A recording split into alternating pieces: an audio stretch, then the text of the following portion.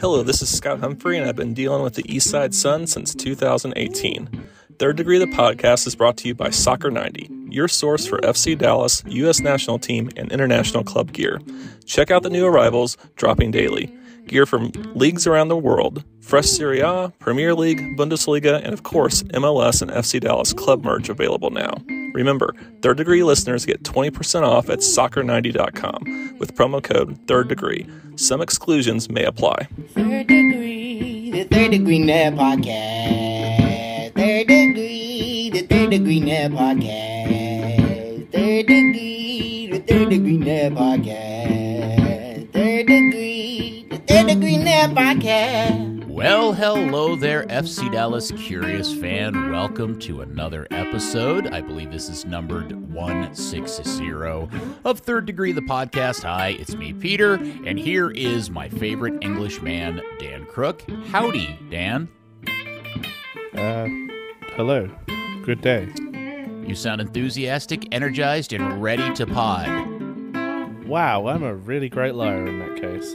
Let's do this. Let's, as Buzz would say, kiss this pig, which I still don't get. And speaking of Buzz, your hero, my hero, everybody's hero, editor and founder of thirddegree.net, the awesome Buzz Carrick. Come in, Buzz. Hello, Peter. Still getting over the hangover of an MLS team winning the CONCACAF Champions League. Ah, yes. The mighty Seattle Sounders have done it. We'll talk about that in quite some detail and even offer some opposing views of that particular value of winning that championship here later in the pod. But we should start with the guys from the little town of Frisco, Football Club Dallas. And here we are once again. I feel like we start every episode having a conversation about the context of the result. And I feel like we add a new version of this, of these weird feelings. And this one is this is a result on the road that you're always happy to get, but man, it feels like a loss kind of result, doesn't it, Buzz? Yeah, context always matters, Peter. You know that. And in this particular case, I think everybody around the team is going to be disappointed that they didn't get this result. I asked Coach, given, if you had a philosophy of getting a point on the road ahead of the time, you might thought, okay, great, I'll tie in Kansas City, that's fine. And he stopped me and he said, no, we went there thinking we could win this game. So forget about the fact that we were winning. We thought going in, we should be able to win this game. So we're definitely disappointed that we got the result we got. And they should be, frankly, based on both the way they played and where the two teams are in the standing. So, again, it's not a loss, but you're not going to feel great about this one. All right. Now, Buzz, your instant reaction 3 things video I found interesting because you were unusually positive in your 3 things. Was I? I felt like it was about like normal. I think I even had a negative bullet point on the third one. There. I thought your 3 were all. For all the weird things and the things you could be angry about as a fan, I was interested in the fact that you seemed to pull some rather lighthearted things out of it or positive-minded things. Well, I thought Alan Velasco's goal was definitely worth talking about. Yeah. The negative that I had was this is the first time I disagreed with Coach's lineup choice. We could talk about some of that, why that is a little bit later. I thought Edwin Cerrillo should start this game. His progression, I think, would be more better, would be better against Kansas City because going in, if you know enough about Kansas City, Kansas City doesn't high press. They mid press. They make a block across the middle of the field and make it very difficult for you to get across the middle section of the park to get into the final third. So to me, like Edwin's progressive play, I think would have been really good there. So that was my big negative on this game. I think for the most part, the reason I was so positive is because I didn't feel like Dallas was outplayed. I thought Dallas, for the most part, played fairly well. They just didn't get the result they wanted, partially because of the red card and partially just because of other various, things like the referee's insistence that only Dallas players get yellow cards. I'm not usually one to complain about referees. I usually think the game is the game and you have to adapt and deal with it, And so given that adversity, I thought relatively speaking, it was a pretty good performance, short of the fact that they didn't actually win the game. All right, Dan, you wrote up another one of your post-game reviews. Why don't you fill in everybody with your thoughts on the performance in the game? Well, there was a game that lasted 90 minutes, 22, then 21 guys kicked balls around. No, it's one of those. Sporting Kansas City, especially away, is always such an interesting game because the players have that rivalry. You know, SKC hates Dallas seems to have had a better record up there of late, and it got very choppy, and I don't think Nima Sagafi really helped matters there. Kind of allowed it to maybe deteriorate a little more than it should have. But ultimately, Dallas just didn't adapt the way you'd hoped them to. The defense, again, without Matt Hedges, looked kind of ropey. Martinez had some great moments. He also had some god-awful moments. Nkosi Tafari had, I don't know, his not playing for a while has definitely hurt him. We're watching quite a few wayward passes. Well, statistically not terrible, but there'd be like the weird one that you put out for a throw, and you're like, what are you actually trying to do there? And then that kind of prompts the discussion of looking further back at like Bartlett and Quinones and who else is coming through, because this team lives and dies by Hedges, and you want to say maybe that was almost a bigger loss than a certain Mr. Brandon Savania an hour into the game. Tafare's performances so far this season have been shockingly reflective of how he looked when he started last season, early in the season, I thought. Because one of the things I think we talked about here on this podcast, and other people pointed out, Steve pointed out during this game, during his game analysis on television, was exactly what you mentioned, Dan, which was his passing out of the back, which got incrementally better as the season went on last year, but it is shockingly poor. Like, I remember us having a conversation at the beginning of last season, and I feel like he's back at this level where we kind of looked at each other and went, is he really MLS level ready or even capable of it? And sure enough, we all fell in love with him and realized he had it. But Buzz, I can't figure out what has happened. Is it just frankly just not getting game time? Because it's really, really bad. Yeah, I've been noticing in the last month or so some not great body language from him in training. You can tell when guys are discouraged. I definitely think he's discouraged. It was very clear. I think I tweeted at halftime. I tweeted the passing map out, and there was a total disconnect from him to Faco. There was like 0 passes getting completed out of that. He was going all the way to Emo or only to Martinez, basically like right or left. Now, part of it was that Faco was positioning on top of Martinez a lot because they were attacking that gap. But, Coach was very adamant that the passing in the back particularly was not good enough, and that at first I thought perhaps Faco was not providing himself enough, which is where like I wanted Edmund to be in there for the progression, but Coach was very adamant that Faco was putting himself in really good positions and just wasn't getting the ball. And to follow up on that, this week in training, at least the day I was there, Martinez, Quinones, and Bartlett, not Martinez, excuse me, Tafari, Martinez, I keep saying Martinez, that's not right, excuse me, Tafari, Bartlett, and Quinones, too many Spanish names for me, my gringo can't handle it. Those guys all did extra passing work, moving the ball around the back and trying to find the midfielder. So there clearly were some deficiencies that they weren't happy with. So I don't think there's any doubt that Tafari is not playing anywhere near the level he was.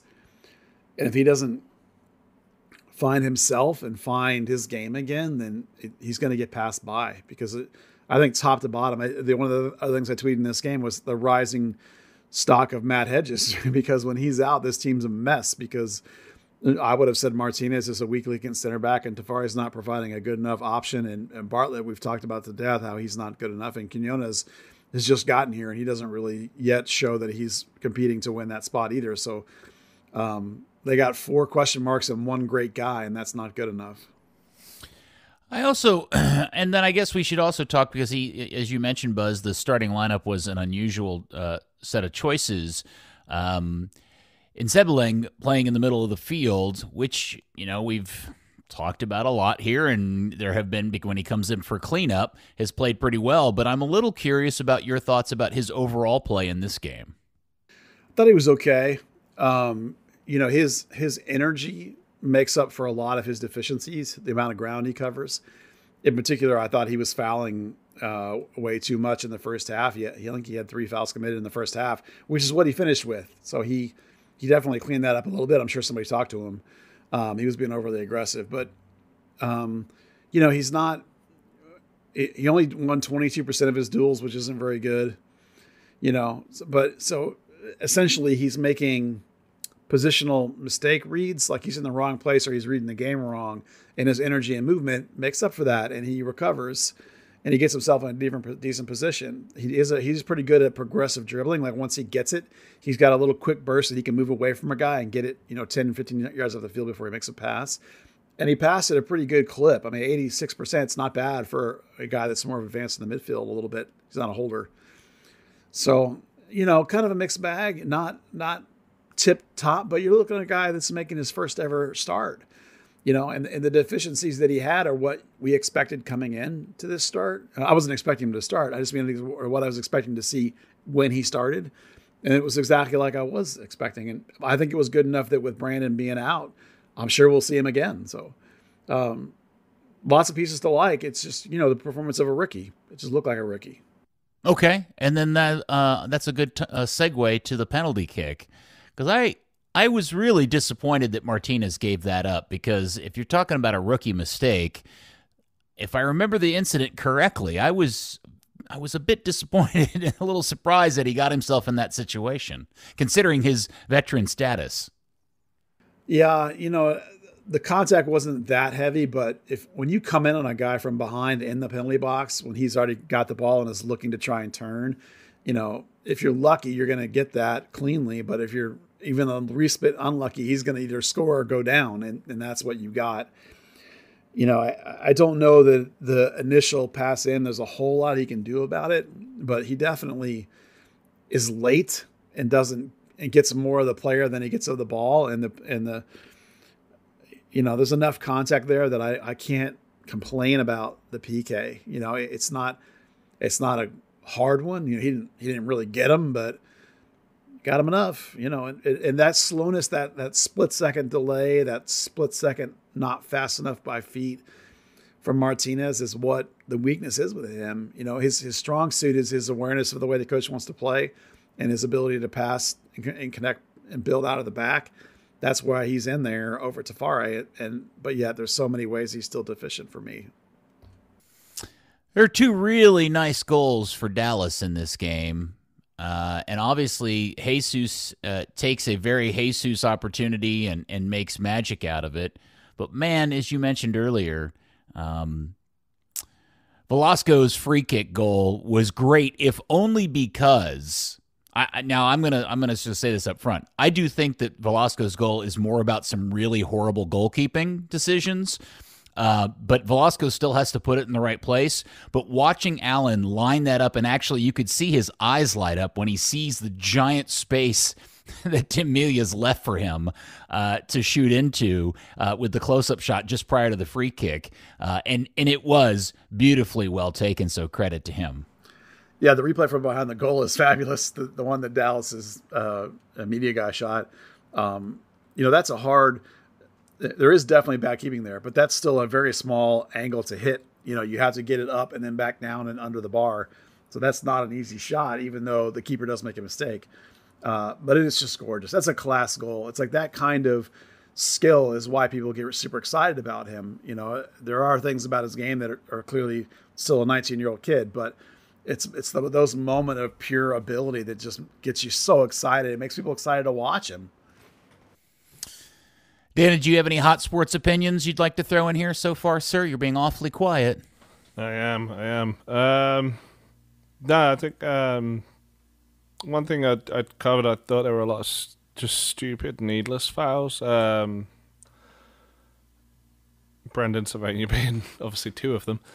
Yeah, we talked about Tsiki and the three fouls. They were such cheap giveaways, particularly the one he got the yellow card for in the end, just kind of lunging at the guy when the ball's already gone. Sylvania doing the same when he's already on a yellow, and then you see that visible moment when he realizes, oh shit, I already got one. But yeah, I think I'd highlight the video, like 4 of them, all of them yellow cards. Like there was, Ima Tumasi giving up the ball in the corner for a really nice position for a free kick, essentially a corner 10 yards in. I just think, you go on the road, especially you without a big defensive piece, and you've got to be tighter than that. You can't just give up free opportunities there. I come away from this game being frustrated because it felt like a real opportunity to get a road 3-point win against a team that is not very good. The game kind of played itself out to your favor despite not playing well. And then, ultimately, maybe there is a silver lining to this. You got to rest a couple of guys. You got to give some time to some guys that aren't getting a lot of minutes. And you did get the road point, which, as a general rule, is a good thing instead of obviously losing.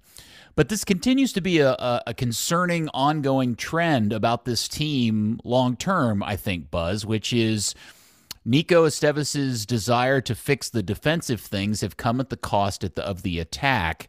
And while they've been relatively good at converting the few opportunities they make, and this is reflected in the stats, because if you look at goal creation opportunities over 90 minutes, FC Dallas is actually pretty good. They're within the top 1, 2, 3, 4, 5. They're 8th in the league with 2.67 over the course and average over the course of 90 minutes.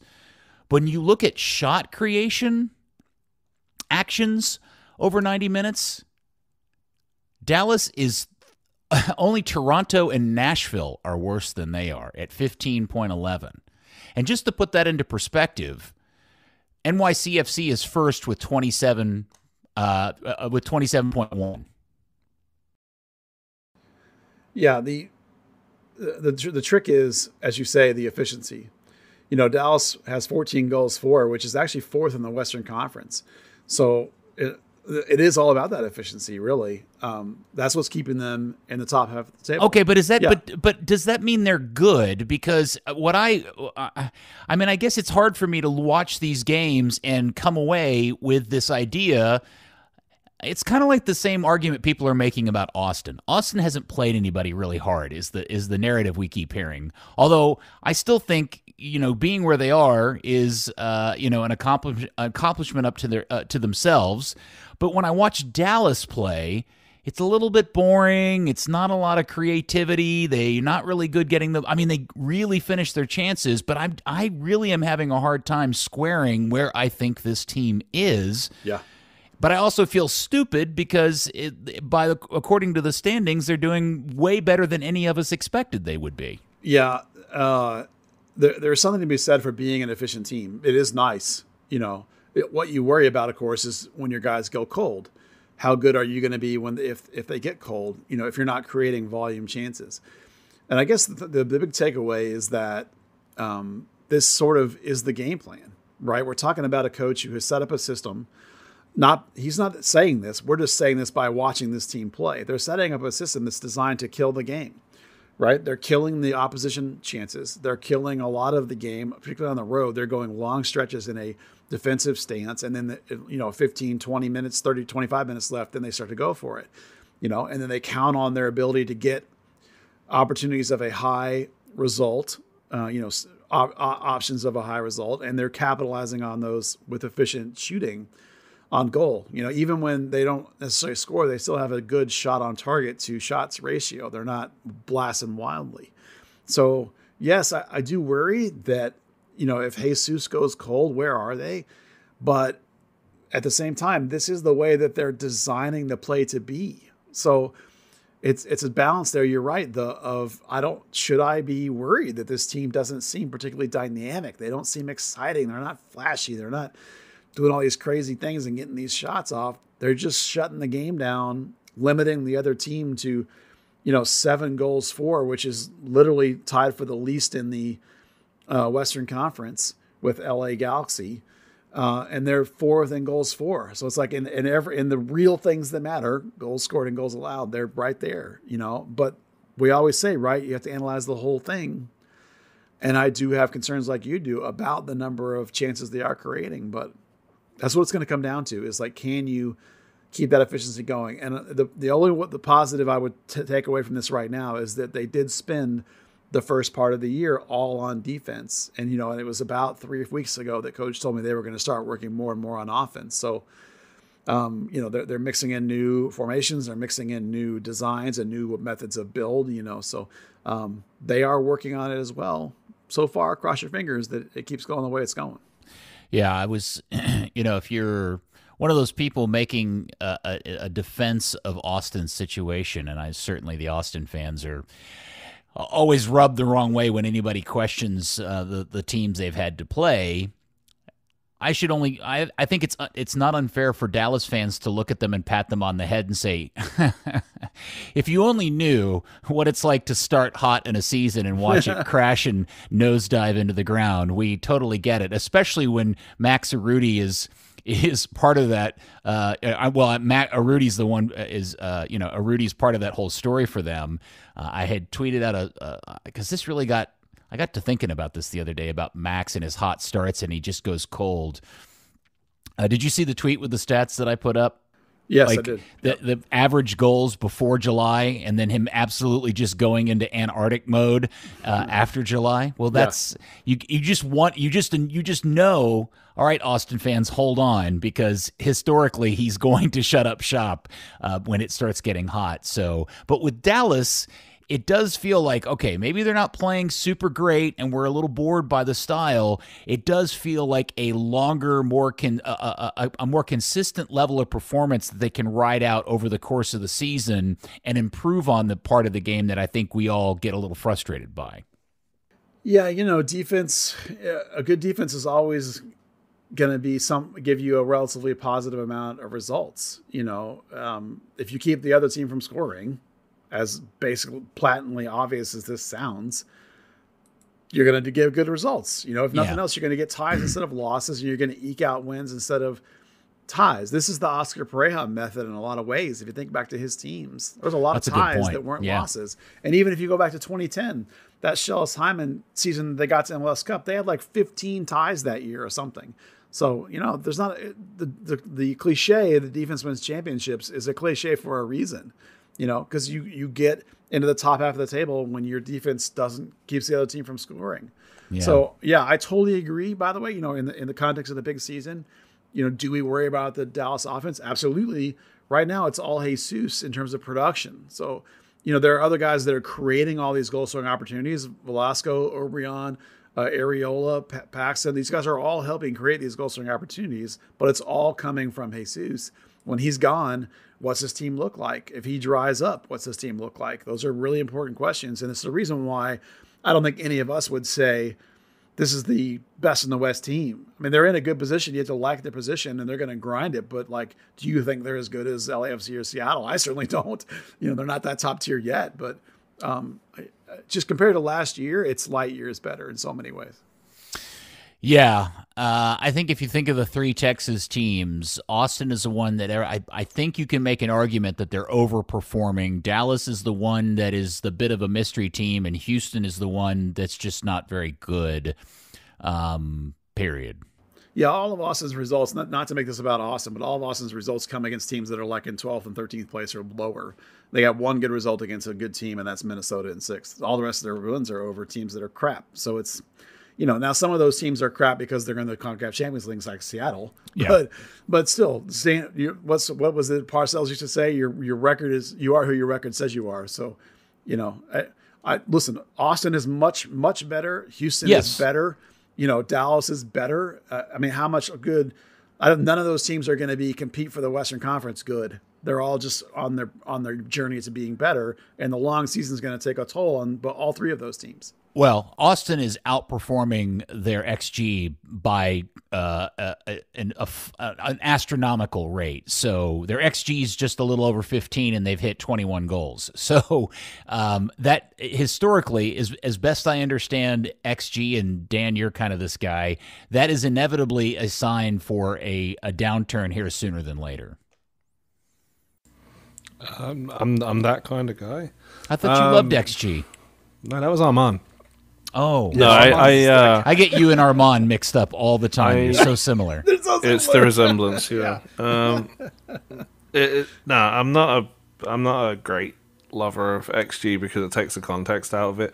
I will say, like, statistics, when you look at it, it does kind of line up with the averages of how many goals. I think Dallas is like on a 11.5 and 12 or something along those lines, but you take the quality of the chances away, the context of what the defense looked like, and you kind of just, you just, yeah, it's just throwing shit at a wall and seeing what sticks. Yeah, I'm the only reason why I keep bringing up Austin is I'm just trying to put into context to my feelings about the season so far, and just trying to get a sense of, is Dallas as good or better or worse than their record tells me, and then just trying to make that a comparison against another team. And Austin, because they've just had such a fabulous start to the season, which is so different to how they were last season, I just think they're an interesting comparative to each other in trying to suss out where you think this thing's headed as we get into summer and then fall. That's all, Buzz. Yeah, I think Austin's offense is much better than their defense. Obviously, they've got 22 goals for and 14 against, and Dallas's defense is better than their offense when Hedges is healthy, or available. He wasn't out because if he's hurt, he was out because he didn't have a baby. Congratulations, Matt Hedges, of course, on the second baby. So those are those teams are fascinating to me in terms of what's going to hold up. I almost always would rather a team be better defensive than offensive. Austin's probably a lot more exciting to watch than Dallas is. I have to admit that Dallas is often fairly boring to watch this year, with their kill the game sort of vibe. Now, here's the reality. What Nico cannot afford to have happen is what happened in Kansas City, which was very unlike him. In fact, I found this shocking. If this had been Cerrillo, I would have believed it. But Brandon Cervania getting subbed in late and rolling out a double yellow and getting ejected as quickly as he did, that bothered me for a lot of reasons. And I'm going to assume and hope that this is just a one-off deal, but it also made me wonder if there was something else going on there, because that was about the most dumb shit thing I've ever seen Brandon Cervania do. Yeah, I don't know if anything else is going on. He obviously, not obviously, but he apologized to his team the next day, and coach said that, that they did have a conversation about it. Some lessons I think teach themselves. You don't. That's one where I think it's the player is almost always going to take that away.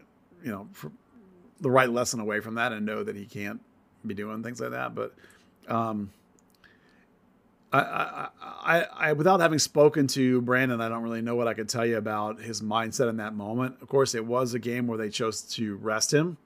I don't think there's anybody that would tell you that Tsiki has outplayed him and was in there because Tsiki's stolen that spot by any means. I think Brandon definitely was just being rested, but there have been coaches in the past that would take that kind of performance and would bench a guy for that. I don't think this is that kind of coach, other than the game he's going to have to sit now. Obviously, it obviously makes him available for the Open Cup game on Tuesday, which is nice. So I think Brandon will take a lesson from it and be able to. He'll just get the one game suspension, correct? Yeah, it won't be anything extra. Look, Brandon's still a young kid. There's still a lot to learn for him and for all of these young midfielders that Dallas is playing so many of. I don't think that there's. I don't think this says anything about Brandon other than what we already, knew about him. Okay. He does have a fair number of more yellow cards than other people. He's up to 4 now, and Evan has 3, as you say. But those two kids are carrying a heavier load than they've ever carried before. Their minutes have gone way up. There's a big load on them. There's a big work effort on all of them too. Paxton has more experience with this level of workload than the other two guys do. So I think it's all part of the growing process. I'm not concerned about Brandon by any means. All right, just to put a bow on this, Dan, since you didn't really get a chance to express your opinion, should fans of the team come away from the Kansas City game feeling like, hey, a bunch of guys got time, we got to rest some guys, and you got a result, or B, should they be disappointed that they kind of brain farted it away? I think they should come away with a feeling of confusion that being 8 games unbeaten is not necessarily an amazing thing. Okay. I like that opinion. Would you like to expand on it a little bit? Well, I mean, I think if you look back at the games you've got, let me pull the games up because my memory sucks. I mean, that's in all the competitions. That includes Tulsa, which you've had started off with a couple of good performances after that. Lost to New England, Chicago away, whatever. Coasted past Colorado. That weird little away spell at Red Bulls where you really felt they should have potentially won it, but also should have got blown out. Houston, the amazing turnaround. I mean, you can't quite describe the high of that. And then again, it's another away game where you're like, it was a point. Could it have been more? It's just, there was so much put into the start of the season being so terrible. And, you mentioned Austin in the same kind of position as you look back and you're like, well, didn't play the best teams. And, you're now riding this 8-game unbeaten run. I think I'd said in one of those takeaway things before Houston, you really want the statement win. Okay, I don't think the comeback from against Houston is a statement win, but it's certainly, a great, coming from behind in those circumstances was something you could at least, hang your hat on a little bit, and you really wanted that away win. You've had a series of teams that are not good at home, and you failed to beat any of them. Now you get to go to LA Galaxy. You get to go to Vancouver. As bad as they are, it's always a hard place to go. You get to go to Orlando. You get to go to Austin soon. You get to go to LAFC soon. There could be a point where you're looking back on these games like, getting that momentum on the road and getting a win or two would have been a great kickstart to the season. Yeah, 4 of 6 in May are on the road, so it's going to be a tough month. We're going to find out a little bit more about this team and its resiliency with that kind of level of, part of that's the Open Cup game too, of course. But funny enough, Austin's upcoming games more or less mirror Dallas's. I think they have LA Galaxy twice. They have LAFC. Both have Orlando. I think both may have Vancouver. Oh, Dallas does twice. Dallas plays Minnesota, who Austin have played. So, I mean, and then, it's going to be that kind of interesting. It'll be the next 8 games. You'll kind of look back and see, what was the trajectory of both teams from where they were. Okay. I want to switch gears. Seattle is up Saturday, and I want to put that on pause here for a second because there's a much larger conversation about Seattle that I want to have.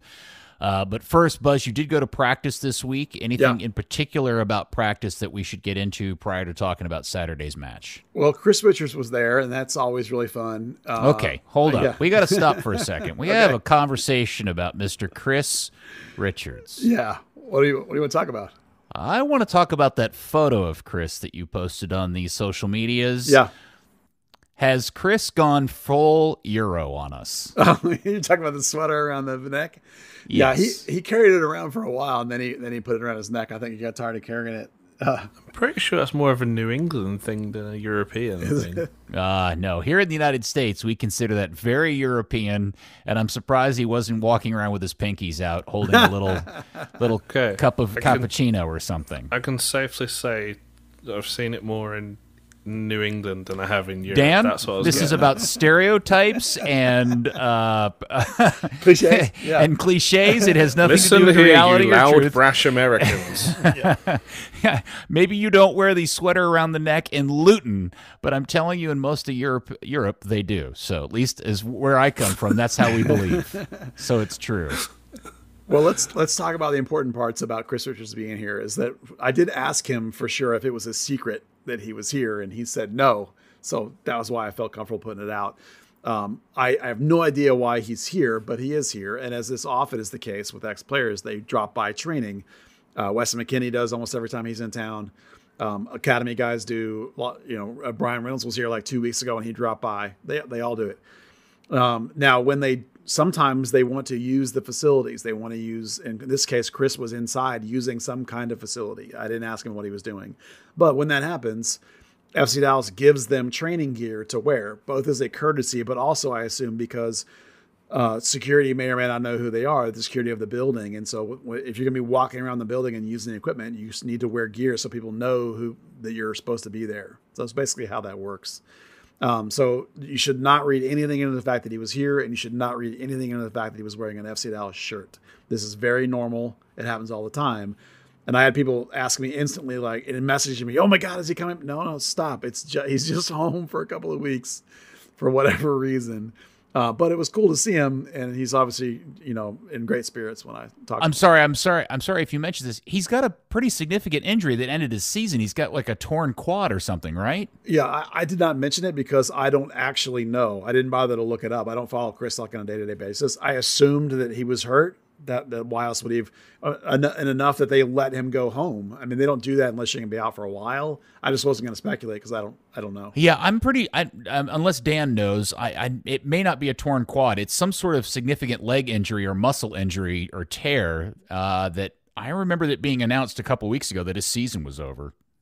Yeah, it's fairly normal for guys that are out a long time to come home like that and visit family. And obviously in the case of Chris, they're even letting him do his own work here I'm sure that his club is in daily contact and all that stuff. That's the way Dallas would do it too. So it's pretty standard stuff, but it was just fun to see him out there. And then Luchi Gonzalez was the other guy that was out of training. I did not get a chance to say hello to him. I texted him afterwards, like, "Coach, you ran off." But he told me that presumably, I guess he still lives in town here because he said he comes out every couple of weeks. I have not noticed him out before, but he definitely had a notepad in his hand. And obviously watching training is something that the national team assistant coaches do, whether they're taking notes on how to get better themselves or getting ideas for drills or taking notes on players. All of that can be true. He and Coach Estevez talked one-on-one for about 10 minutes after training. So weird. Yeah, they're so weird, but it's all the same. The pro coaching pool is very small, and from him, Lucci taking a job under Berhalter, that Berhalter considers him like one of his guys in a sense, that he was willing to take him on this way after he'd just been let go by Dallas. So, Lucci's always working really hard at his own self-education, his own progression. So I'm not surprised to see him out there. I know. It's just weird that the two guys are the guys that just swapped jobs. Yeah. That's what's weird. I mean, they obviously get along. They stood together and chatted and talked. Well, they kind of have to. Yeah, I mean, you do have to, but there wasn't any bad body language going on or anything. There was the handshakes and all that stuff. So it looked perfectly normal to me. It was just nice to see Lucci back out there. That was cool. All right.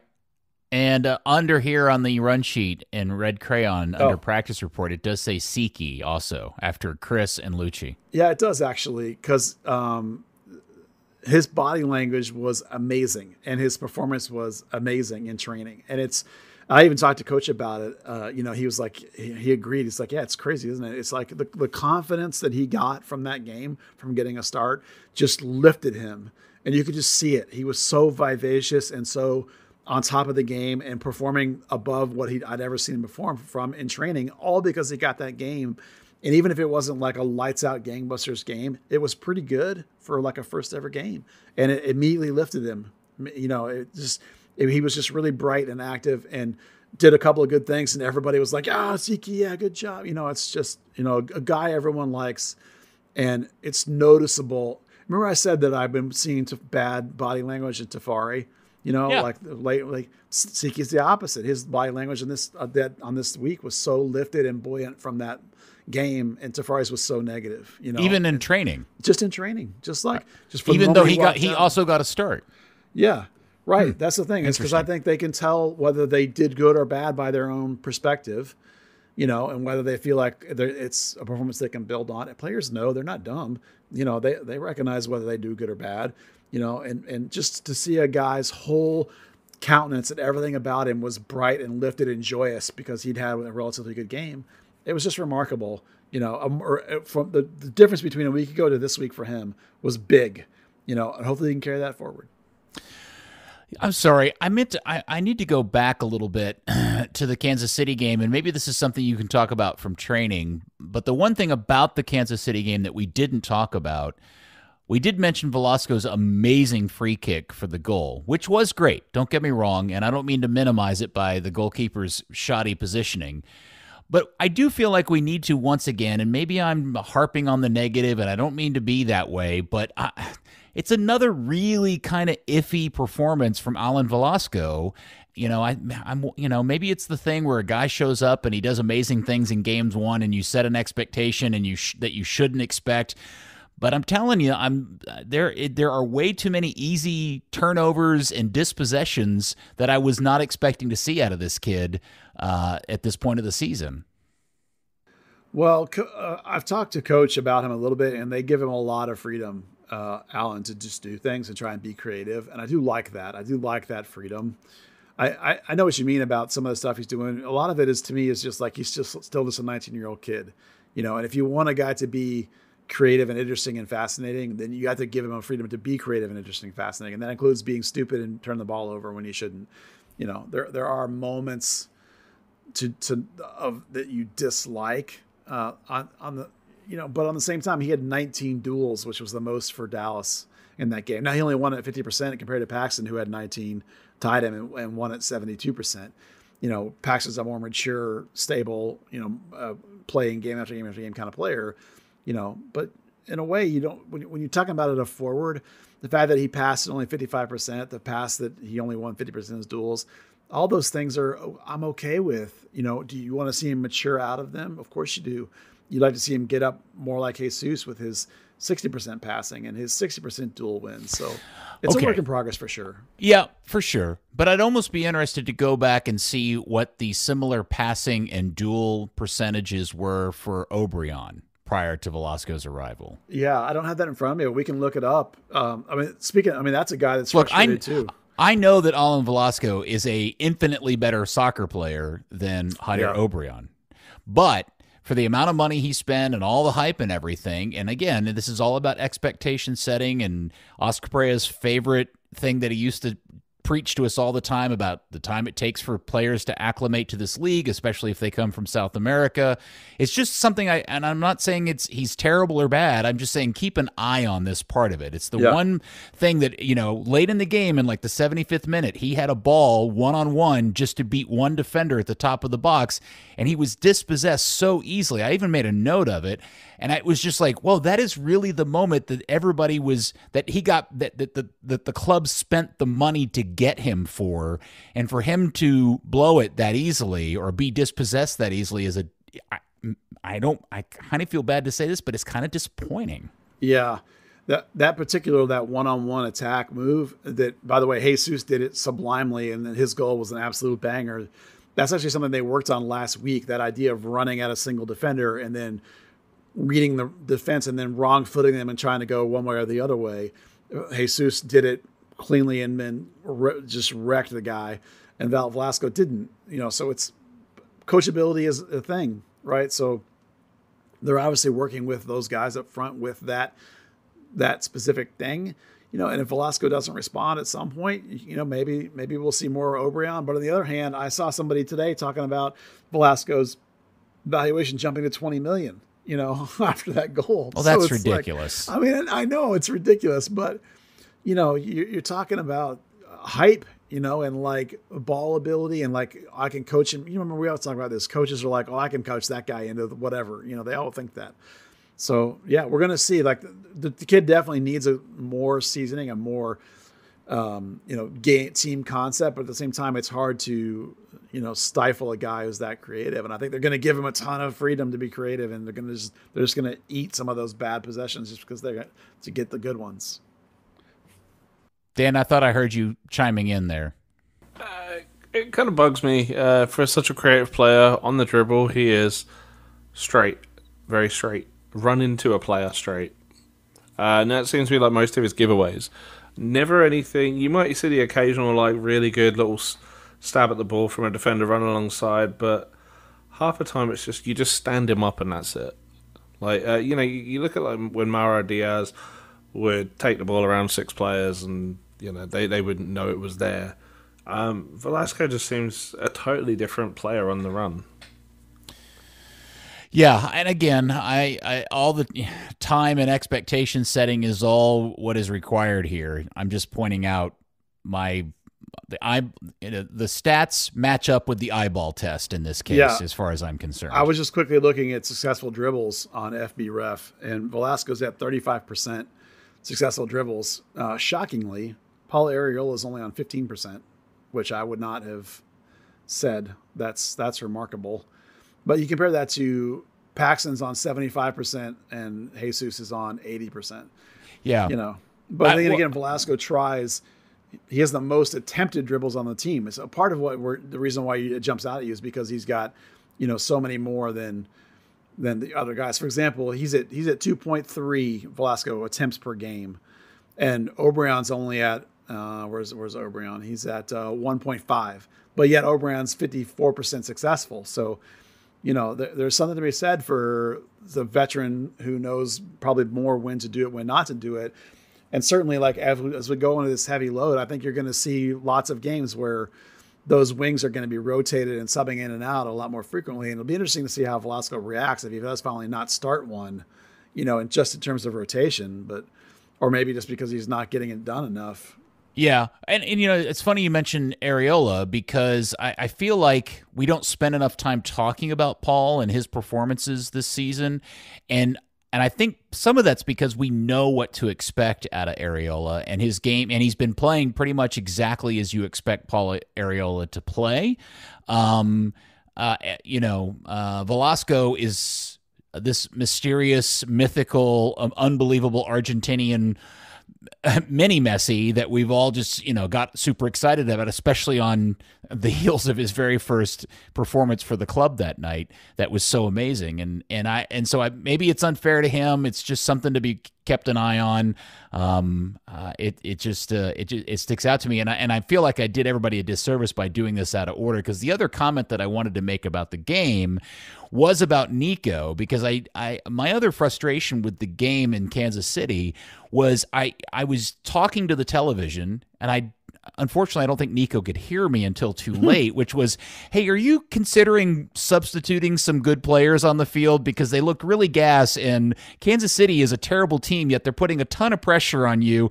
And sure enough, the goal comes to tie it up, and then the substitutions came on, and I felt like that was largely Nico's fault. Yeah, it came about 10 minutes too late. I thought that there was a moment where I talked about bringing in Edwin and putting him next to Facundo as a double, and that didn't happen. And shortly after that, they got scored on. So I think I didn't think to ask him that. I was kind of in a crunch because he had to go to a meeting, but he probably would tell you that he maybe waited a little longer too, but I'm not really sure. I couldn't tell if those guys were up and ready to sub in, and the ball didn't go out in time for them to get a sub in before the goal was scored, because it happened almost immediately after the goal. Does anybody know on that situation? I don't remember. I know that he wasn't real happy with the second half performance in terms of, not just because of Brandon Gott's red card, but just in terms of like dealing with the moment, and getting in good positions. And some of that is like an expectation that players are going to recognize the right shape they're in and get in the right responsibilities and the right actions. And I think some of the guys that were in there didn't react correctly, didn't get into the right defensive positions. So All right, and sorry again. I apologize. I should have brought all this up. I didn't look at my notes completely before I switched gears. But I am going to bring up one other thing from the game, because this now seems to be an ongoing thing for a while, which is Frank O'Hara's incredible miss yet again. He had the header off the crossbar last week that would have really been nice if he had hit, and then he had the unbelievable miss this week, which would have really helped his club. I know that we've been watching him do this for a while, and I know there are things that we've enjoyed about him being kind of a good professional, but at what point do we all just kind of throw our hands up in the air and just stop ever expecting him to score a goal that isn't a penalty kick? Well, I'm a lot more worried about what happens when Jesus Ferreira leaves. I can deal with Frank O'Hara being the way he is in the end of games, but if that guy has to start, and if he's not available to start, who the hell's going to start? Is it Benny Redzic? That would be mind blowing. So I'm almost like, that's my, I don't know what to do. It's like, I'm assuming that Franco's going to start. I don't know. I don't know. It was a bad miss, wasn't it, Dan? It was. He was. I mean, his little unlucky with his foot, and it seemed like he didn't anticipate the ball coming to him, tried to adjust, and just fell over it. But you're a top flight team in Mexico's leading all times top scorer. You probably should have a little bit more awareness of that situation. All right, sorry, I didn't mean to bring the room back down with all those bad notes and thoughts, but I do think they were worth talking about from a game that I think we were all frustrated by. All right, so Seattle is coming to town Saturday. The game is at 7:30. I want to talk about Seattle in a little bit more detail, but why don't you first, Buzz, kind of preview what we should be expecting from Dallas' side of the coin? Yeah, well, Hedges should be back, obviously, since he was, out for non-injury reasons. I would expect that he'll be playing. And really tired. Sleepy probably, but that's fine. He might relish a time away. I don't think anyone's playing well enough to take Martinez out. So that's a no-brainer. Farfan's a no-brainer. Obviously, Ema and Nanu is kind of a heads-up battle. I thought Ema played fairly well. But, when you got 3 games in a week, this might be a good opportunity to put Nano back in there perhaps, or let Ema go again, and then Nano gets the next game, on the Open Cup game, or vice versa. Yeah, obviously, Cervinia's out, so that's the big question. I'm 99% sure that Tsiki will start again. When I watch training rotations, I don't see. I see Tsiki used at a much higher volume than the other options, which are Thomas Roberts, who just got back, and Khalil El Makour, who plays as an 8 some now too, to give them some options. Either one of those guys, I don't think is ready to be starting under this coach. So I'm sure it'll be Tsiki, and I'm sure it'll be Brandon. But that does mean that almost certainly Thomas and or Khalil both will need to be on the bench, and almost certainly one of them or both of them might get into the game, because they're really heavily managing the workload on these 8s because of the amount of work that they do. That includes Paxton, who had a great, amazing first half and a not very good second half against Seattle. Mm-hmm. You mean Kansas City? I'm sorry, against Kansas City. Yes. And then, and we'll see them again on Tuesday. And the front's obvious. The front's going to be Velasco, Ariel, and Jesus. It's not going to change. The Open Cup, maybe you might see a little variety, but for the most part, this coach is managing minutes and workload by subbing, not changing his starting 11, other than the Nano Ema one. And then the last one, the one that's the big question, is the Edwin versus Faco. Coach said he thought Faco was fantastic. I tend to think that it being a home game, that you might go back to Edwin, but considering you got a cup game again on Tuesday, I mean, who knows what he's going to do? This coach is giving me fits in terms of being able to predict his rotations. I know those 2 guys are the choices. Everything about it says it should be back to Edwin, but, given how good he thought Faco played, and maybe it'll be Faco against Seattle. Now they're missing João Paulo, who may have torn his ACL apparently. I don't know officially, but that's kind of the rumor I heard. And then who's the left back was, I guess, going to be out too. Morris got rocked and looked really slow, so they might be looking to heavily rotate, considering they just won a Champions League game, the title on Wednesday night. and now they got to play again on Saturday. Talk about a Champions League hangover. So this might be the perfect time to play them because they may have to put a bunch of dudes in there that aren't really up for the start, but they're pretty good. So, Yeah, I enjoyed Dustin's Crispin's comment on the Discord. He said we should all welcome the Tacoma Defiance on Saturday for Seattle's starting 11, because that would it will be very interesting to see what Smetzer puts out for an 11 after what happened last night, which was frankly quite amazing. I mean, given Tsiki's got to go, it makes sense that he would go with what he considers his best 11, with the possible exception of Facu over Edwin, because Tsiki's a rookie, maybe Facu's veteranness in there is the right idea. So that's kind of where the big question marks are with that midfield and what's going to roll out there. Did Paxton play the full 90? I think so. Yeah, he did. Yeah. So I wonder if Paxton. I mean, I know he needs him to start in this game. Yeah. But if there's a sense that Seattle's going to throw out a really reduced lineup, I wonder if Paxton doesn't get the start and he throws out a Faco, Cerrillo, and Zebeling kind of lineup. Well, the only time you might see that look, I have not seen him use Faco or Edwin as an 8. Like, they've gone double pivot with Velasco as a 10. That's very viable, very possible. Obrian comes in at left wing, Ariola's underneath Jesus, and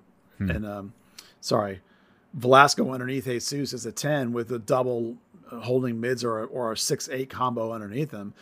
That's something they've worked on a lot. We haven't seen it this week, but that's a lot more viable than putting the same 4-3-3 with a double 8 look and using Edwin or Faco as an 8. That doesn't track as well for me. And since we mentioned him earlier, and the club did officially announce the termination of the loan to the Austrian club, Thomas Roberts is back. And as you said, he may make the bench this weekend. He is available. Any training Sorry, update? Peter, who did you say? Thomas Roberts. Thomas Roberts. Sorry. Thomas, I mean, looks great. He's I think I said this last week, he's massively increased his range and his pressing. Two things that are really important with this team. The coach then also very specifically this week mentioned that he's still working, that Thomas needs to work on his defensive game still. So if Brandon wasn't suspended, then Thomas would not make the bench yet.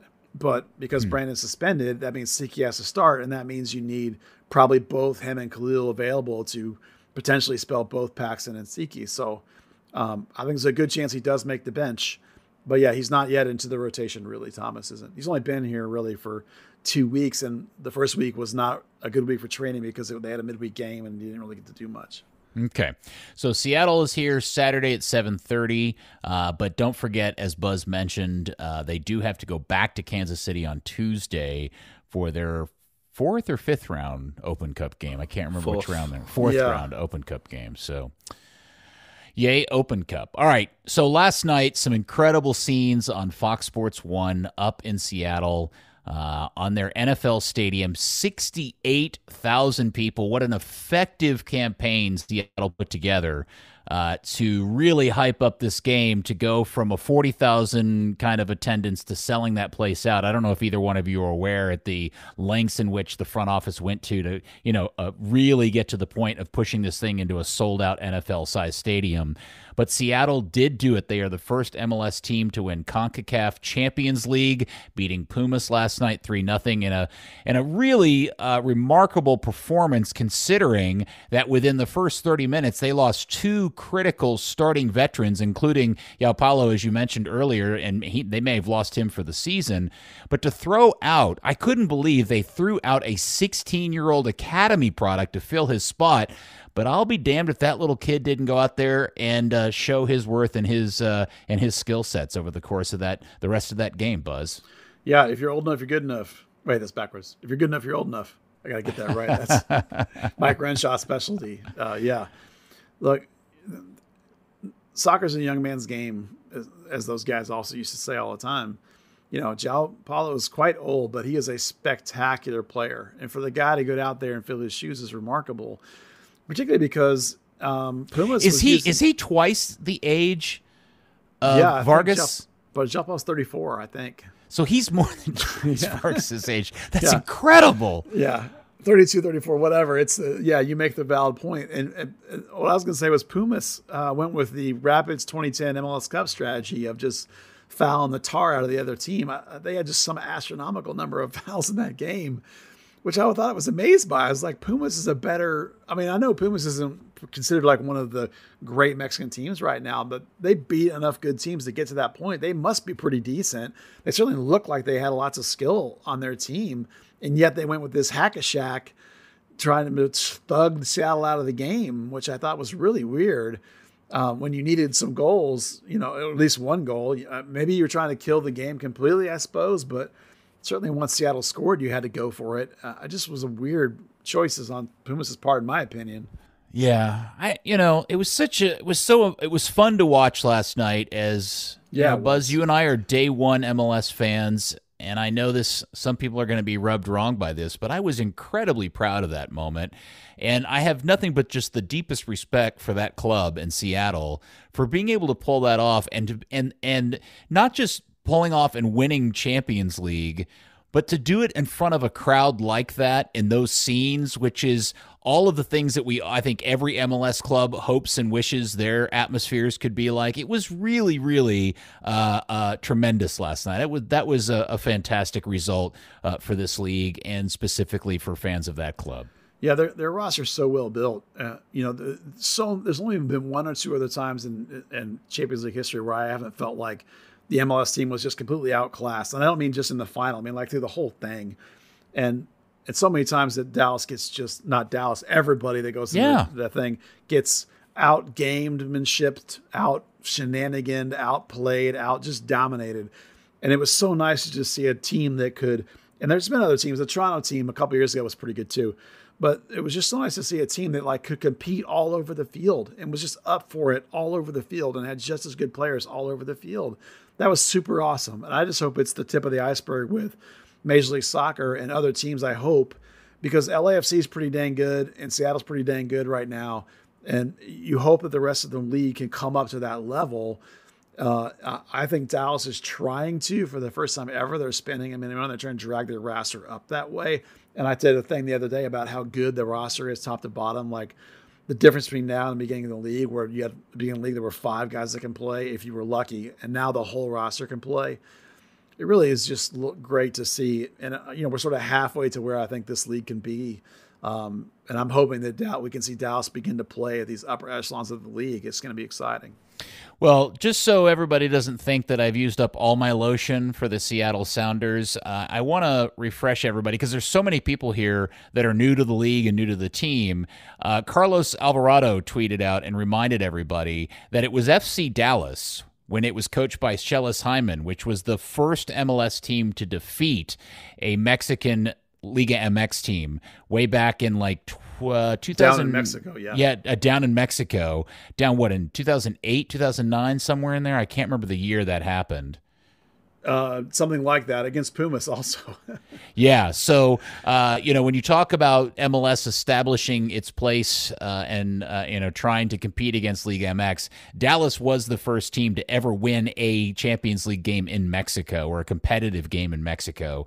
And if you're a fan of this club, you should at least take some pride in that. Now, I also, Buzz, feel like I need to provide an opportunity for counterpoint because a big fan, well, first off, a fan of both this podcast and of the club, the very brash cousin Deke sent me a text today and expressed some opinion about this. He said, since everybody's giving Seattle the hand job for winning the Champions League, please pass along that beating a team that's 12th in Mexico and had to get past the New England Revolution in PKs, no less, to make it to the finals doesn't mean as much as everyone's making it out to be, because I'm biased. I hate Seattle, but really, it ain't like they beat Tigres or Pachuca.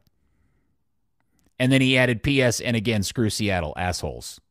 So there's the opposing viewpoint of anybody who is not excited from the rather colorful Navy-languaged cousin Deke. Yeah, I mean, you play who you play, right? You play against who you get assigned to, and you beat who you beat, and then you beat who they brought. The bottom line is that they won their way through to the finals, and Pumas won their way through the finals, and they beat them. It's like, I know you could say maybe this wasn't as good of a team, but some of the teams Seattle beat probably were pretty good teams. And that's the whole point, right? Is that MLS is progressing and catching up to Liga MX. Are they overall better than Liga MX? No, but the gap is shrinking and they're getting better. And this is the first team that won the whole thing. And if Liga MX is down and the teams that are in the Champions League are down, well, that's all part of that, isn't it? And so I don't give a toss about things like the fact that Pumas wasn't a great team, as we've seen in the past. That may be true, but that's who was there, and they won their way to that point. And so congrats to Seattle. I don't buy any of that garbage. Yeah, Leicester City won the Premier League in the most fantastic way, but what people don't remember and don't need to remember is that was also a really, really odd season where the big clubs were just all collectively at the same time simultaneously having a crap season. So, but that doesn't mean Leicester deserved it and they won it, and it's a great story. And so is Seattle as the first Major League Soccer team to win CONCACAF Champions League. So congratulations to them. Hopefully they are still partying and hungover by the time they show up at Toyota Stadium on Saturday. Now, speaking of which, Mr. Buzz, today you dropped a interview/story that caught everybody's attention and eye. You got to hang out and ask some questions to one Mr. Daniel Hunt, who had some interesting and enterprising things to say about the state of Toyota Stadium. Yeah, well, he basically said what they have probably said before, but have articulated, more commonly recently, which was that the stadium needs some upgrades, and they know it needs upgrades. We talked about, he mentioned the East Stands straight out as being an area, and we've heard a lot of behind-the-scenes chatter about what they plan is to do over there, and it's a pretty big plan. We don't have any real concrete details, but the chatter is remarkable. And he talked a lot about the stage and how he and the club know the stage is not good, and what they want to try and do to make it better, and that it's not ideal for where they are now and the business model now and the changes they want to make to it. And I think most of it is really positive. Now, there's some people, obviously, that push back on this idea like they've always said this. Well, yeah, they have said things similar to this, but these things take a long time to get going. The city's involved, and the changes we've seen in the club are starting to come to fruition. Like, we're seeing some activity on the stage. We've seen this new thing brought in. So the other things that he's talking about, the lowering of the profile on the stage are things that we've talked about as potentially good ideas, trying to make that stage a viable part of presentation and usage of the game. He's mentioned developing more concessions and restrooms over in that area, which implies that there'll be fans over in that area. And he's mentioning redoing of the East Stands and trying to solve those issues. So, there's nothing in it that's like a groundbreaking, like, oh my God, I can't believe he said that. It's just that it's a continued point of emphasis. And he's mentioning the development of plans, and he said that they're in the the architecture work and ideas development planning stage of all these things. So it's not going to happen overnight. It's not going to be next season, but there's a whole lot going on behind the scenes in terms of what could change on that stadium. And of course people get riled up that they're not playing downtown, but they're not gonna. So just get over that. Yeah, I don't know if playing downtown is a solution for anybody, although in the back of my head, I had this thought today when I was reading your article. What if, the construction plans for Toyota Stadium are so vast and complex that they have to move out of the stadium for a season to get it done, and they had to go back to the Cotton Bowl? That'd be fun, but that field's a little tore up. I mean, nobody takes care of that thing anymore. Yeah, that's true. I was down there the other day for Dallas Cup, and the thing looked ragged. It's not like it was when Dallas was a tenant. No, it's not the putting green or the fine Persian carpet it used to be back in the day, the great old Dallas Burn days. Well, as many people that would be excited if they were playing at the Cotton Bowl, there'd be just as many people that are pissed off because they're playing at the really dangerous Cotton Bowl. It wouldn't go, so it would mean nothing in terms of attendance. Well, I did. The only thing I was glad to see Dan admit to the problems at the stadium and expressed at least some concern and urgency in finding ways to correct it. And hell, they fixed the south end of the stadium. Maybe they'll do the same for the east and the north ends of the stadium as well. But I will strongly disagree. In fact, I can't put any kind of measure on how much I disagree with him about the movement of the supporters groups to the southwest corner. That is a move that I dislike totally. I know there are fans that like it. I just don't like it, and I disagree with him. That I don't think that's been an overall positive, but that's just me. Yeah, I'm not in the supporters culture, so I can't answer for them. And I honestly, my stance on whether they should be on the north end or the south end is like, I honestly don't care.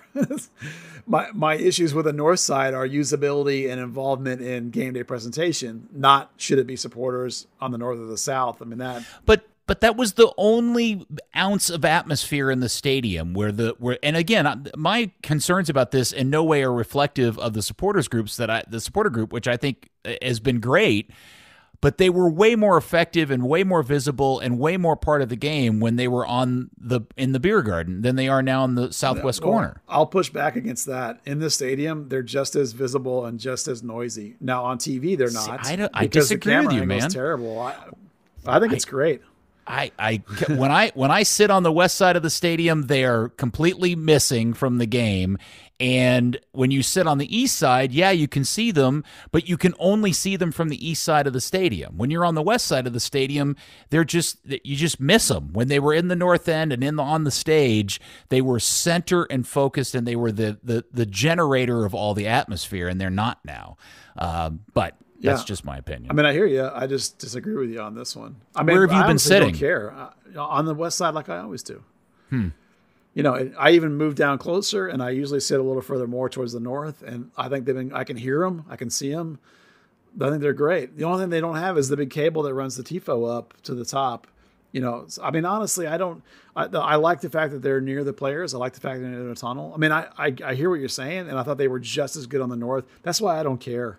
I mean, they can sit either way. It doesn't bother me. I mean, Dan Hunt clearly likes them on the south. I don't think there's any difference. I mean, I wish they were on the more TV visible. That's what I care about. Well, here's the byproduct of the move, which is you may feel like it's no different, but we can agree that now, because they're not on the stage is a huge eyesore. Oh yeah, no, that's fundamentally true. Yeah, but okay. It already was. It already was a mess. It's just now it's even more of an eyesore. Yeah, I mean, I certainly don't think that you're anywhere close to the final result, given what Dan was talking about, Dan Hunt.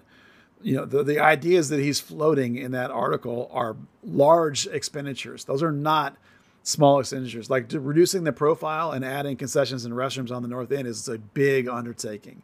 Like doing something on the east side enough to actually make a difference is a massive, expensive undertaking. Oh, you're talking about $100 million combined. That's just my total complete guess, but. More power to them. I don't know what specifically he's told you, but I have off and on over the course of the last, year, it feels like, heard bits and pieces and rumors and snippets of ideas that have been floated around that I was like, really? They're going to go that far? I mean, I've literally heard a story where they're talking about essentially tearing down the entire east side of the stadium and rebuilding it like they did the south end of the south end of the stadium. Oh, he also mentioned a bunch about building infrastructure in the areas around the stadium that they control to help build more atmosphere, like outside and in the area of the city. Yeah. I mean, I've heard that too. Over there on the east side, where all that open parking lot over in that empty lot on the other side of whatever that street is. Yeah, I've heard that too. Yeah, I've heard all that stuff. This is not like we're going to spend $2 million. These are massive, massive amounts of money he's talking about, these ideas. So like the idea that like it's going to, why can't they do this, that? Man, this is $100 million, I'm guessing, that they're talking about spending. That's crazy. I bet it's more than that based on all the different things I've heard, and I'm sure that comes with a lot of investment from the city and the school district and other investors and stuff. But again, I say this as a joke, but I also say it dead seriously. I can totally see the day where the general media and soccer soccer collective all sit around and praise the Hunts, Lamar in particular, for having the vision and foresight for sticking his soccer-specific stadium out in the suburbs when everybody wanted them in the downtown area, although that isn't the correct timing, but you know what I'm saying? Yeah. There's a place in the future where everybody's like, man, that Dallas club sure was smart to stick that thing out there. Look where it is now and how well it's doing. Yeah. Dan, where are you on the north and south end fan thing? I don't like it. I think the ideal scenario, for me, the ideal scenario all along was to stick the supporters section on the east side, constantly visible. You get that kind of vertical part. The big problem with the beer garden, people talk about, it's louder now. It is. It's got half as many people in it, and it's louder because you had like 5 rows that spanned the entire width of the field, or you can have this little wedge section that stacks everyone on top of each other and amplifies the voices. It makes it easier to lead chants, to join in chants. Whereas before you would have this like little group on the left that did some stuff, a mass in the middle that just kind of couldn't hear anyone, so they didn't do anything, and then people on the right doing their own thing. Well, that seems like an organizational issue for me, and I don't disagree with what you're saying, but I still feel very strongly that they were better on the north end. I agree, and I think the best play would be those $50 all-you-can-eat seats aren't selling that well in the south end. So why not put the supporters groups in the center of that, and then you can have your all-you-can-eat seats around that. Still make your money. The other thing I've mentioned before that I would do is I would flip the TV cameras, and I'd put them on the east side and point them at the west side. You know, when Luton did that a couple of years ago, it made such a difference because our stadium has like suites on one side after Millwall fans knocked the existing stand down in the 80s. That sounds weird in itself. And we have this giant main stand on the opposite side. So it always used to be, the running joke was you had this really high camera angle from the stand, but you were looking at these things that look like beach huts. And then they built a scaffold on top of that, they flipped it around, and now it actually looks like a proper stadium on TV. Yeah. Well, it'll be interesting to see. I mean, I have a feeling that whatever it is, it's not going to happen for some time. It's not like this is going to happen for 2025 or anything like that. It's it may be a race between when does Dallas get their big stadium upgrade and when does NYCFC get theirs. Oh, it'll totally happen before there's a 5-borough stadium. No doubt I mean, it's definitely in the stages of planning. I mean, he specifically mentioned architecture stage, so I mean, look, it's progressing. There are probably things that have to happen on the sponsorship and the money side, and maybe, for all I know, city, county, whatever side. But, look, this, after the interview was over, he specifically asked me like what I thought about the change of direction in the club. They're 100% is a complete change of the way they're doing things across the board. And if one of the things that ends up coming to fruition is some massive improvements to this stadium, which it definitely needs, and he says it definitely needs, that's one of the new things, along with the new marketing spend and the new marketing VP and the new spend on players. I mean, it's just another way that this club is heading in a really positive direction. And I think we have to give them a certain amount of credit for that, even if it's not exactly what everybody wants. I know some people want it to be in mid-cities or downtown or whatever. No. And like we always say, it's only far for you. It's not, I mean, there's plenty of people in North to Dallas to come to this place and go to these games. And and it's only going to get more and more so over the next 20 years. So I applaud their attempt to drag this thing in the right direction. And if they're going to spend $100 to $150 million in improving the stadium, then hell yeah, let's do it. Man, I don't want to get into the whole location thing again, but I will say this: if you were a listener to this and you are pissed off that it's in Frisco and don't think that's a good location, or you have a friend that tells you it's a crummy location, send me a direct message on Twitter and I will share with you the spreadsheet that explains to you why and compares the location of Frisco, the stadium in Frisco, to Atlanta, to San Jose, to Portland, to Seattle, and a whole bunch of other MLS stadiums, and why there's essentially more people within a 30-mile radius of Dallas's stadium than there are those places, and those people sell out their stadiums all the time. I will be happy to share that with anybody at any time. Yeah, there was a guy on Twitter the other day that tweeted that he drives 2 hours every game to see FC Dallas play. It is he doesn't a product care. problem, not a location problem. If you love it, then it doesn't matter. Like, it doesn't stink if you live in Fort Worth and it's so far away. Sure, it stinks. But if you love soccer, this is your pro team, then you don't care. I drive from Arlington an hour each way every time I'm going to practice. Yeah. And you don't hear me complain that, I wish they'd play it at Globe Life or whatever. That's ridiculous. Sorry, I didn't mean to bring it up. My apologies. No, it's just, listen, if I'm a billionaire, do I want to play downtown? Yes, of course I do. But it's not my team. It's where it is. If you love the game, get your ass out there and support the team. Ultimately, it's personal value. It's not like location is totally subjective. Am I going to drive from Richardson to Arlington for North Texas SC against some god-awful MLS Next Pro team? Probably not. If FC Dallas played a game out there, am I going to drive? Yeah. That's what it comes down to. People blaming location is just you don't really care enough to watch the product, and you're deflecting the issue. It's because a lot of people that don't live up there don't just really have an understanding of just how many people there are within a reasonable radius of its location, and it only gets incrementally more every year. The number of people that have moved into that space is like in the top 3 in the country. It's insane. So there's a reason why the Dallas Cowboys built their headquarters a mile south of there. Yeah. There's a reason why FedEx put their national headquarters and Toyota put their national headquarters within 5 miles of that location. I mean, Easier Tour of America is moving their whole headquarters there too. Yes, I just like everybody just. I mean, because I know what's going to come out of this conversation. It was like they shouldn't spend money to rebuild that. They should go build a new stadium in Arlington or downtown Dallas or whatever, and that's never going to happen. I used to live in doesn't need to. I used to live in downtown Dallas, and I would go to practice just like I do now, and it was less than 30 minutes door to door from downtown Dallas, straight up the tollway. It's a piece of cake. Yeah. All right.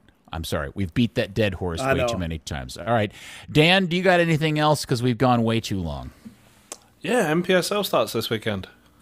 Yay. Yeah, Peter doesn't care, but I care. I think it's cool. Denton Diablos have Irving FC up at UNT, and then Fort Worth Vaqueros get to go to, in another El Hichico, to Lubbock Matadors. It's the debut of the Lubbock Matadors. That's right, my college town team. Okay. And by the way, I love that El Hichico. El Hichico. How many NPSL teams is he now attached to? All of them? 4. Denton, Fort Worth, Lubbock, and Napa Valley in California. And Appalachian. 5. Yeah, 5. Yep. Crazy. And a team in England. That's not part of NPSL, though. Amazing and the Psychics stuff. And the Outlaws. Oh, that's right. Yes, he's got all of his fingers in something. Hey, whatever. He's helping support local soccer. Good for him. Hello, this is Scott Humphrey again, reminding you that Third Degree, the podcast, is brought to you by Soccer 90, your source for FC Dallas, U.S. national team, and international club gear. Check out the new arrivals dropping daily. Gear from leagues around the world. Fresh Serie A, Premier League, Bundesliga, and of course, MLS and FC Dallas club merch available now. Remember, Third Degree listeners get 20% off at soccer90.com with promo code Third Degree. Some exclusions may apply. All right, Seattle comes to town with their big old Champions League trophy on Saturday, 7:30. I hope everybody enjoys that game. Dan, thank you for your help today. Thank you. Thank you, Buzz, for all your good insight, sir. Oh, you're welcome. And thank you, FC Dallas Curious Fan. We'll speak to you next week after not 1, but 2 games on another episode of Third Degree, the podcast.